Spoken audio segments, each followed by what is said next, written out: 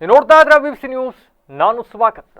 ಹಾಸನ ಜಿಲ್ಲೆಯ ಪ್ರಮುಖ ಸುದ್ದಿಗಳ ಕ್ವಿಕ್ ರೌಂಡ್ ಆಫ್ ನಲ್ಲಿ ಮೊದಲನೇದಾಗಿ ಹೆಡ್ಲೈನ್ಸ್. ಹಾಸನ ಜಿಲ್ಲೆಯ ನೂತನ ಜಿಲ್ಲಾಧಿಕಾರಿಯಾಗಿ ಲತಾ ಕುಮಾರಿ ಅಧಿಕಾರ ಸ್ವೀಕಾರ. ಹಾಸನಾಂಬ ದೇವಾಲಯಕ್ಕೆ ಭೇಟಿ, ವಿಶೇಷ ಪೂಜೆ, ತಂದೆ ಪೆನ್ನು ಪಡೆದು ಸಹಿ ಹಾಕಿ ಕಾರ್ಯಭಾರ ಪ್ರಾರಂಭ. ಕಂಠಪೂರ್ತಿ ಕುಡಿದು ಯುವಕರ ಗ್ಯಾಂಗ್ನಿಂದ ಕಿರಿಕ್, ಕುಡಿದ ಹಣಕ್ಕೆ ಬಿಲ್ ನೀಡದೆ ಮಾಲೀಕ ಹಾಗೂ ಕ್ಯಾಶಿಯರ್ ಮೇಲೆ ಮಾರಣಾಂತಿಕ ಹಲ್ಲೆ, ಬೇಲೂರಿನಲ್ಲಿ ಘಟನೆ. ಶಾಸಕರಿಂದ ನವೀಕೃತ ಸಾರಿಗೆ ಕಟ್ಟಡ ಉದ್ಘಾಟನೆ, ಕಚೇರಿಗೆ ಇನ್ನಷ್ಟು ಹೆಚ್ಚಿನ ಕೊಠಡಿಗಳ ಅವಶ್ಯಕತೆ ಇದೆ, ಶೀಘ್ರವಾಗಿ ನಿರ್ಮಾಣ ಮಾಡುವ ನಿಟ್ಟಿನಲ್ಲಿ ಕ್ರಮ ಅಂದ್ರು ಸ್ವರೂಪ್ ಪ್ರಕಾಶ್. ಹಾಸನ ಜಿಲ್ಲಾ ಕಾರ್ಯನಿರತ ಪತ್ರಕರ್ತರ ಸಂಘದಲ್ಲಿ ಡಾಕ್ಟರ್ ಬಿಆರ್ ಅಂಬೇಡ್ಕರ್ ಹಾಗೂ ಬಸವ ಜಯಂತಿ ಆಚರಣೆ, ಮಹನೀಯರ ಸ್ಮರಣೆ. ಆಟೋ ನಿಲ್ದಾಣ ತೆರವಿಗೆ ವಿರೋಧ, ಅಕ್ರಮವಾಗಿ ವಾಣಿಜ್ಯ ಮಳಿಗೆ ನಿರ್ಮಿಸಿ ಸರ್ಕಾರಿ ಜಾಗ ಕಬಳಿಕೆ ಆರೋಪ, ಪ್ರತಿಭಟನೆ. ಏಕಾಂಗಿ ಹೋರಾಟಗಾರ ತೀರ್ಥಪ್ಪ ನಿಧನ, ಹೃದಯಾಘಾತದಿಂದ ಏಕಾಂಗಿ ಹೋರಾಟ ಅಂತ್ಯ.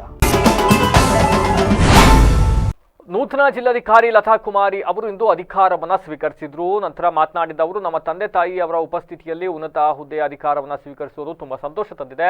ಮಗಳು ಹುದ್ದೆಗೆ ಹೇರಬೇಕು ಅಂತಕ್ಕಂಥದ್ದು ನಮ್ಮ ತಂದೆ ಅವರ ಕನಸಾಗಿತ್ತು ಅಂತ ತಿಳಿಸಿದ್ರು.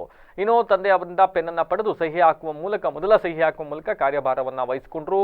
ಇದಕ್ಕೂ ಮುನ್ನ ಹಾಸನದ ಅಧಿದೇವತೆ ಹಾಸನಾಂಬ ದೇವಾಲಯಕ್ಕೆ ಭೇಟಿ ನೀಡಿ ಸಿದ್ದೇಶ್ವರ ಸ್ವಾಮಿ ದೇವರ ದರ್ಶನವನ್ನ ಪಡೆದ್ರು, ವಿಶೇಷ ಪೂಜೆ ಸಲ್ಲಿಸಿದ್ರು. ಈ ವೇಳೆ ಅಪರ ಜಿಲ್ಲಾಧಿಕಾರಿ ಕೆಟಿ ಶಾಂತಲಾ, ಎಸಿ ಮಾರುತಿ ಅವರು ಹಾಗೂ ವಿವಿಧ ಇಲಾಖೆ ಅಧಿಕಾರಿಗಳು ನೂತನ ಜಿಲ್ಲಾಧಿಕಾರಿಗಳನ್ನ ಸ್ವಾಗತಿಸಿದ್ರು. ಹಾಸನ ಜಿಲ್ಲೆಗೆ ನೂತನ ಜಿಲ್ಲಾಧಿಕಾರಿಯಾಗಿ ಬಂದ ಮೇಲೆ ಲತಾ ಕುಮಾರಿ ಅವರು ಮೊದಲು ದೇವರ ದರ್ಶನವನ್ನು ಹಾಸನದ ಅಧಿದೇವತೆ ಹಾಸನಾಂಬ ಅವ್ರು ಹೇಳ್ತಾ ಇದ್ರು, ನಾನು ವಿಕಿಪೀಡಿಯಾದಲ್ಲಿ ನೋಡಿದೆ, ಹಾಸನಾಂಬ ದೇವಸ್ಥಾನದ ಬಗ್ಗೆ ತಿಳ್ಕೊಂಡಿದ್ದೀನಿ. ಹಾಸನಾಂಬ ದೇವಾಲಯ ಓಪನ್ ಆದ ಸಂದರ್ಭದಲ್ಲಿ ಅದನ್ನ ಜನರ ನಿರ್ವಹಣೆ ಮಾಡೋದು ಹೌದು, ಇದೊಂದು ಚಾಲೆಂಜೇ. ಆದರೆ ತಿರುಪತಿಲೆಲ್ಲ ಕೂಡ ಪ್ರತಿ ದಿವಸ ಲಕ್ಷಾಂತರ ಜನರನ್ನ ದರ್ಶನಕ್ಕೆ ಅವಕಾಶ ಕಲ್ಪಿಸ್ಕೊಡ್ತಾರೆ. ಈ ನಿಟ್ಟಿನಲ್ಲಿ ಇದನ್ನ ಬಹಳ ಉತ್ತಮವಾಗಿ ನಿರ್ವಹಣೆ ಮಾಡ್ತಕ್ಕಂಥ ನಿಟ್ಟಿನಲ್ಲಿ ಶ್ರಮ ವಹಿಸ್ತೀವಿ ಅಂತಕ್ಕಂಥ ಮಾತನ್ನ ಕೊಟ್ಟರು. ಆ್ಯಂಡ್ ಇನ್ನೊಂದು ವಿಶೇಷ ಅಂತ ಆದರೆ ಲತಾ ಕುಮಾರಿ ಅವರು ಹಾಸನಕ್ಕೆ 50ನೇ ಜಿಲ್ಲಾಧಿಕಾರಿಗಳಂತೆ. ಹೀಗಾಗಿ ಇವತ್ತು ಅಧಿಕಾರವನ್ನು ವಹಿಸಿಕೊಂಡಿದ್ದಾರೆ. ಮೇಡಮ್ ಉತ್ತಮವಾದ ಕೆಲಸವನ್ನ ನಿರ್ವಹಿಸ್ತಾ ಹೋಗಲಿ ಅನ್ನೋದು ನಮ್ಮ ಆಶಯ. ನಾನು ಇಲ್ಲಿ ಜಿಲ್ಲಾಧಿಕಾರಿಯಾಗಿ ನೇಮಕಗೊಂಡಾಗ ನಮಗೆಲ್ಲ ಗೊತ್ತಿರೋ ಹಾಗೆ ಈ ಪ್ರದೇಶದ ಈ ನಾಡಿನ ಈ ಹಾಸನ ಪ್ರದೇಶದ ಜಗದಾಂಬೆ ಹಾಸನಾಂಬೆಗೆ ಎಲ್ಲರೂ ನಮಸ್ಕಾರ ಮಾಡ್ತಾರೆ.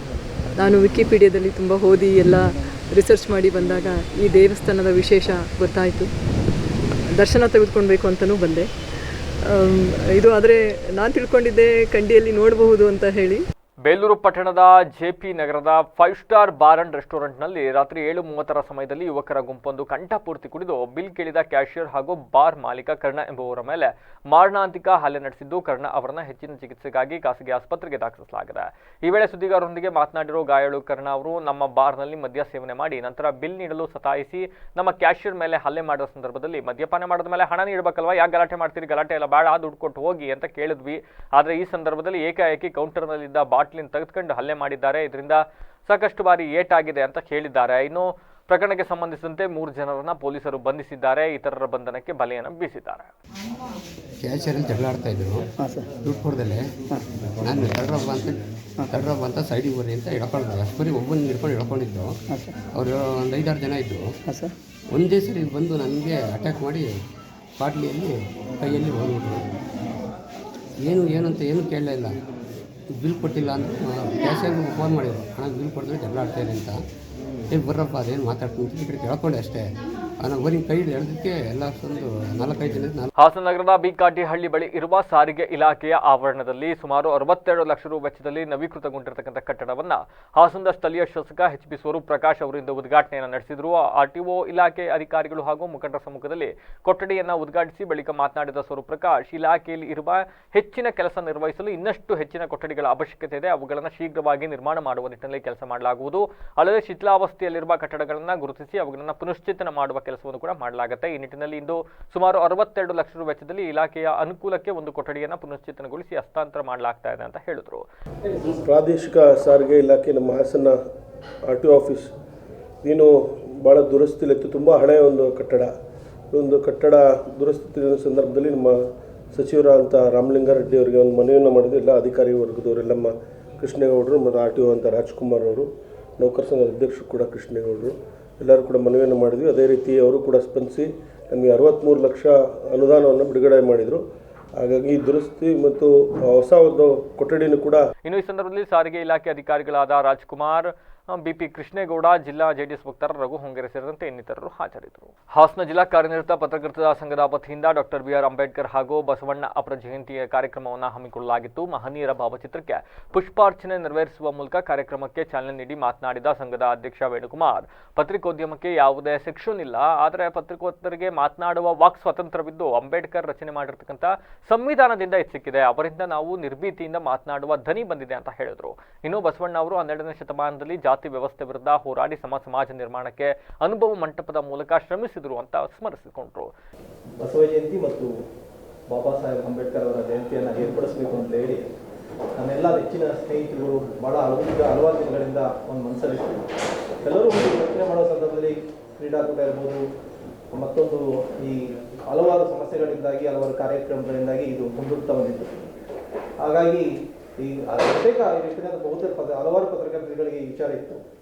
ಮತ್ತು ಈ ಈ ಜಯಂತಿಗಳನ್ನ ಆಚರಣೆ ಮಾಡೋದನ್ನ ನಾನು ಕಾರ್ಯಕಾರಿ ಸಮಿತಿಗೆ ಇಟ್ಟು. ಇನ್ನು ಈ ಸಂದರ್ಭದಲ್ಲಿ ರಾಜ್ಯ ಸಂಘದ ಕಾರ್ಯಕಾರಿ ಸಮಿತಿ ಸದಸ್ಯ ಎಚ್ ಪಿ ಮದನ್ ಗೌಡ, ಮಾಜಿ ಅಧ್ಯಕ್ಷರುಗಳಾದ ಬಾಳು ಗೋಪಾಲ್, ಬಿಆರ್ ಉದಯ್ ಕುಮಾರ್, ಲೀಲಾವತಿ, ವಿವಿಸಿ ವಾಹಿನಿ ಮುಖ್ಯಸ್ಥರಾದಂಥ ಜಗದೀಶ್ ದೊಡ್ಡವಳ್ಳಿ, ಅಮೋಘ್ ವಾಹಿನಿ ಮುಖ್ಯಸ್ಥರಾದಂಥ ಕೆಪಿಎಸ್ ಪ್ರಮೋದ್ ಸೇರಿದಂತೆ ವಿವಿಧ ಪತ್ರಿಕೆಗಳ ಸಂಪಾದಕರು, ವರದಿಗಾರರು ಹಾಜರಿದ್ದರು. ಇನ್ನು ಇದೇ ಸಂದರ್ಭದಲ್ಲಿ ಗಂಧದಕೋಟೆ ಮಹಿಳಾ ಸರ್ಕಾರಿ ಪ್ರಥಮ ದರ್ಜೆ ಕಾಲೇಜಿನ ಪ್ರಾಂಶುಪಾಲ ಡಿಕೆ ಮಂಜಯ್ಯ ಅವರು ವಿಶೇಷ ಉಪನ್ಯಾಸವನ್ನು ಕೂಡ ನೀಡಿದರು. ಸುಮಾರು 25 ವರ್ಷಗಳಿಂದ ಇದ್ದ ಆಟೋ ನಿಲ್ದಾಣವನ್ನು ರಾತ್ರಿ ಸಮಯದಲ್ಲಿ ತೆರವುಗೊಳಿಸಿ ವಾಣಿಜ್ಯ ಮಳಿಗೆಯನ್ನು ನಿರ್ಮಾಣ ಮಾಡಲು ಸರ್ಕಾರಿ ಭೂಮಿ ಕಬಳಿಸಲು ಹೊರಟಿದ್ದಾರೆಂದು ಬಿಕ್ಕೋಡು ಗ್ರಾಮಸ್ಥರು ಹಾಗೂ ಆಟೋ ಚಾಲಕರು ತಾಲೂಕು ಕಚೇರಿ ಮುಂಭಾಗ ಮೌನ ಪ್ರತಿಭಟನೆಯನ್ನು ನಡೆಸಿದರು. ಸರ್ಕಾರಿ ಜಾಗ ಉಳಿಸಿ ಗೋಮಾಳ ಜಾಗದಲ್ಲಿ ಅಕ್ರಮವಾಗಿ ನಿರ್ಮಾಣ ಮಾಡುತ್ತಿರುವ ವಾಣಿಜ್ಯ ಮಳಿಗೆ ಕಾಮಗಾರಿ ತಡೆಯುವಂತೆ ಉಪ ತಹಸೀಲ್ದಾರ್ ಅಶೋಕ್ ಅವರಿಗೆ ಮನವಿ ಪತ್ರವನ್ನು ಸಲ್ಲಿಸಿದರು. ಈ ವೇಳೆ ಕೆಡಿಪಿ ಸದಸ್ಯ ಹಾಗೂ ಗ್ರಾಮಸ್ಥ ಚೇತನ್, ಆಟೋ ಚಾಲಕರ ಸಂಘದ ಅಧ್ಯಕ್ಷ ಬಸವರಾಜು, ಉಪಾಧ್ಯಕ್ಷ ಕಾಂತರಾಜು ಸೇರಿದಂತೆ ಇನ್ನಿತರರು ಹಾಜರಿದ್ದರು. ಆ ಮನವಿಗೆ ಸ್ಪಂದನೆ ಮಾಡದಲ್ಲೇ ಉಡಾಫೆ ಉತ್ತರ ಕೊಡ್ಕೊಂಡು ಬಂದಿರ್ತಾರೆ ಪಿಡಿಒನು. ಇದನ್ನ ನಾವು ತಾಲೂಕು ಇಒ ಗಮನಕ್ಕೆ ತಗೊಬಂದಾಗ ಇಒ ಒಂದು ಮಾಹಿತಿಯನ್ನು ಕೊಡ್ತಾರೆ, ಇದು ನಮಗೆ ಒಳಪಡಲ್ಲ, ದಯವಿಟ್ಟು ಇದಕ್ಕೆ ಹಿಂಬರ ಕೊಡಿ, ಆ ಹಿಂಬರವನ್ನ ತಗೊಂಡು ನೀವು ಮುಂದೆ ಅವರು ಮೇಲ್ಗಡೆ ಕಾರು ಹೋಗ್ತಾರೆ ಅಂತ ಕೊಟ್ಟಿರ್ತಾರೆ.